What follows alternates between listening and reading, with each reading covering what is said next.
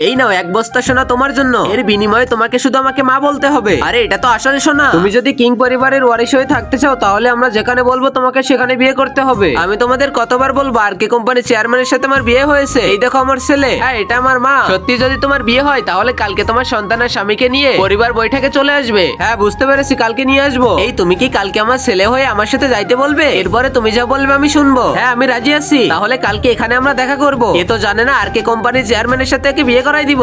ছোট তোমার কি হয়েছে? এভাবে ফকিন্নিদের মতো রাস্তায় থাকতেছো কেন? আমি কালকে একটা বৈঠকে যাব তোমাকে বিয়ে করানোর জন্য। কোটটা তোমার বউকে দিয়ে দেবো যদিও ঠান্ডা লাগে। আরে এগুলা কি বলতেছো? আমি তো কিছু বুঝতেই পারছি না। এগুলা ব্যাংকে জমা দিয়ে দিবে আর কালকে সময় মতো চলে আসবে। সরি আমাদের আসতে একটু লেট হয়ে গেল। তোমার কোটিপতি স্বামী এলো না? ও তো একটু কাজে বিজি আছে। তোমার মেয়ে মিথ্যা কথা বলতেছে, কোনো সিওর সাথে ওর বিয়ে হয়নি। আর কে কোম্পানির চেয়ারম্যানের সাথে তো আমার মেয়ের বিয়ে হয়েছে। দেখো কত দামি দামি ব্যাগ উপহার দেয়। এগুলা তো সব চোর বাজারে পাওয়া যায়। আর আমার বাবা তো আর কে কোম্পানির চেয়ারম্যান। তোমাদের যদি বিশ্বাস না হয় তাহলে দেখবে এখনই আসতেছে।